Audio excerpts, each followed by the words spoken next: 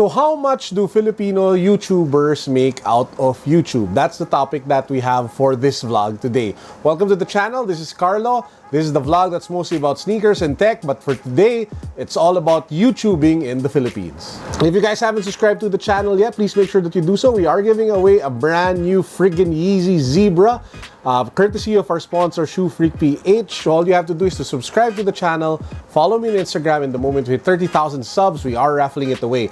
On top of that, we are giving away a Nike Epic React Flyknit in your size. Subscribe now, follow me on Instagram. So this video will be mostly in Filipino, a mix of Filipino and English and Taglish, mostly because I will be talking to Filipinos who want to get into YouTube and they want to communicate as best as possible for this audience.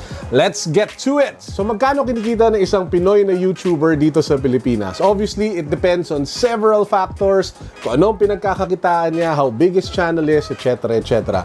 Hindi ko alam kung magkano po kinikita ng iba. Ang pwede ko lang kwento sa inyo kung magkano kinikita ko, and I'll be very much open and transparent with you guys for the purposes of this channel. So let's get to it.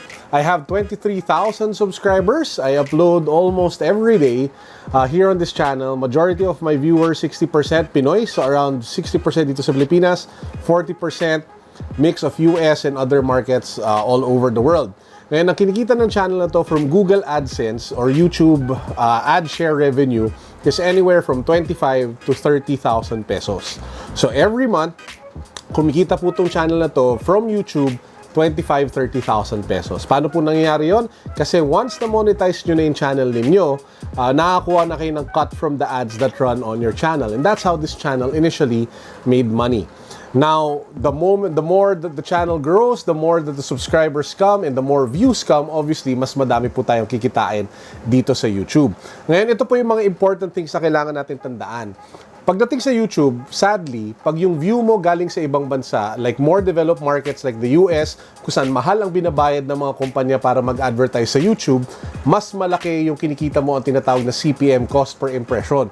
So pag gumawa ka ng YouTube channel, tapos sabihin natin English yung channel, yung paano ka magsalita, global audience, mas marami ka audience outside of the Philippines, mas malaking kikitain mo per view. And that's the reason why a lot of Filipino YouTubers like myself use mostly English when we communicate on this channel. Mainly because, again, a global audience means bigger CPMs, bigger cost per view. Gets? So sa lahat ng mga nagko-comment palagi dyan na magtagalog ka, Pinoy ka, intindihin nyo muna kasi, okay? So, it's a global platform. That's the reason why a lot of Filipino YouTubers decide to go for English when talking. Ngayon, there are a lot more ways to be able to add to that money, of course. Pwede ka gumawa ng event, pwede ka magbenta ng t-shirt, pwede ka gumawa ng produkto, pwede mo benta kahit anong meron ka sa audience mo para lumaki yung kinikita mo. Pwede ka maging brand ambassador, pwede ka maging endorser, pwede ka maging celebrity, pwede ka maging model kung gwaping ka or maganda ka. So, ang daming ways to even add up to the revenue to the channel that you guys have. So yes, legit po na career ang pagiging YouTuber at magandang pasukin siya, dahan-dahan mo i-build up. Kunyari may trabaho, kaya nyo kinento ko sa inyo yung 7-to-1 principle. Link down below kung hindi nyo pa napapanood yung video na yon. So shoutout sa hashtag 7-to-1 squad. Hindi na tayo Hella Fire Squad, 7-to-1 squad. So 8 to 5 p.m. dyan po tayo nagtatrabaho, 7 p.m. to 1 a.m. dyan tayo gumagawa ng YouTube, dyan tayo gumagawa ng negosyo, dyan tayo gumagawa ng startup. Everything, our dreams, we build at 7 p.m. to 1 a.m. We still need our 8 to 5 to do our jobs. Diba? So we work harder to be able to pave the success or the future that we want for ourselves. Ngayon, having said that, ano nga ba ang kailangan natin para magtayo ng isang YouTube channel? Ngayon, apat na bagay lang naman talagang pinaka-importante. Una-una sa lahat, kailangan nyo ng topic. Kailangan nyo na something na super passionate kayo at hindi cliche yan. Alam nyo kung bakit passionate? Kasi gagawin nyo to pagkatapos nyo magtrabaho eh. Magsisimula kayo side project 2. Kung nasa eskwelahan ka, syempre priority mo eskwelahan mo, secondary YouTube. So para hindi ka mapagod, para hindi ka mag-burnout, kailangan yung topic mo something na gusto mo talaga ginagawa. Kunyari ako right now, it's shoes. Sneakers is exciting. Sneakers is something that I love. So doing this video doesn't feel like work. It's something that I enjoy. It distresses me. It removes my stress to be able to create content like this. Kaya tuloy-tuloy lang. Kahit busy sa trabaho, kahit ang daming ginagawa, tuloy pa rin, gawa pa rin ng video, upload pa rin ng upload kasi passion-driven siya. So, ang tanungin ninyo sa sarili ninyo, saan kayo passionate about? Mahilig ba kayo kumanta? Mahilig ba kayo mag-gitara? Mahilig ba kayo sumayaw?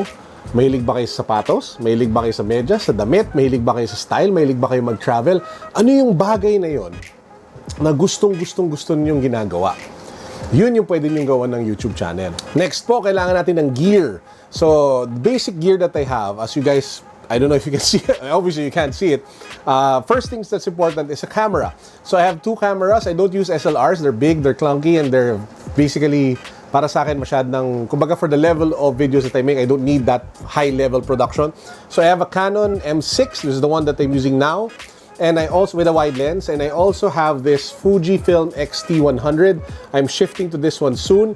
Importante lang sa mga camera na gagamitin ninyo, meron siyang flip na screen. Kasi syempre, kailangan nyo makita ninyo pag nag-vlog po tayo. Pangalawang importanteng bagay, dapat po meron siyang image stabilization or mas as possible, wide lens para pag gumagalaw, medyo maganda pa rin yung kuha. At lastly, sobrang importante, kailangan may mic. Kailangan may audio. Kasi pag pangit yung audio mo, pangit na yung video mo. Which brings me to number 2. Kailangan po natin ng microphone.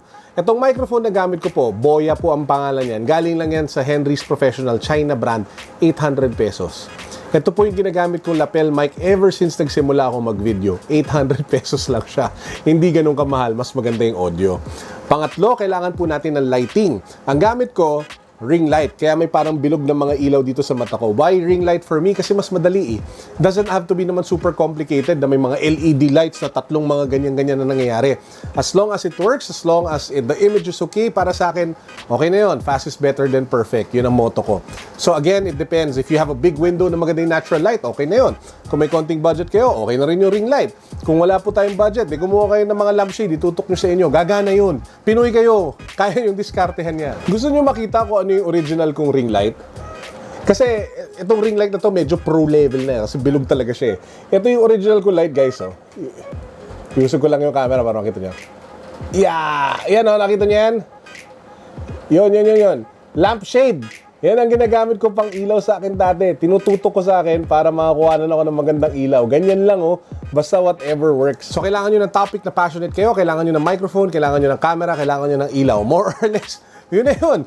And then you can start creating videos. You can start uploading. The moment you hit, I think, like 10,000. I can't remember what exactly amount bago ka makapag-monetize. At lastly, siguro kailangan kong bigyan na tips sa inyo is kailangan nyo matuto paano mag-market at mag-promote ng video. Kasi ang problema, maraming gumagawa ng video pero hindi nila naiintindihan how to build subscribers, how to build an audience. Ang maganda kasi pag nakakapagpa-subscribe kayo ng tao, pag may bago kayong video, pwede na nalang panooding effect. Ang tawag ko dyan, parang revolving door eh.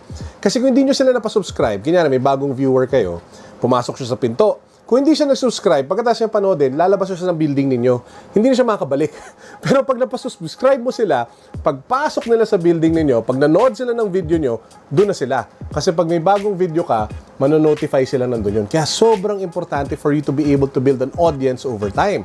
Kaya every video ko na lang, like kong bungad sa inyo, if you haven't subscribed to the channel yet, subscribe now, win a raffle, whatever. Kasi sobrang importante po yun. The lifeblood of YouTube channels is your community, your subscriber base. So you should be able to do everything possible to grow that so that your channel keeps on growing over time. So yun lang kailangan ninyo. So ako, suggestion ko sa inyo, if it's something that you find interesting, if hindi kayo masyadong camera shy at gusto niyo subukan, regardless if you're a student, if you're in your 20s, if you're in your 30s, if even in your 40s or 50s or 60s, as long as you have space in your heart and in your mind to learn new things, to be humble, to be able to learn new skills, this can be for you. So that's actually it. I hope you guys enjoy. Please make sure that you subscribe to the channel and make sure that you follow me on Instagram. I hope you're all having a great week. Peace. God bless. And lastly, if you haven't watched the 7-to-1 principle video that I made, I'll put a link down below. Please do watch it and be part of the 7-to-1 squad. Peace. God bless.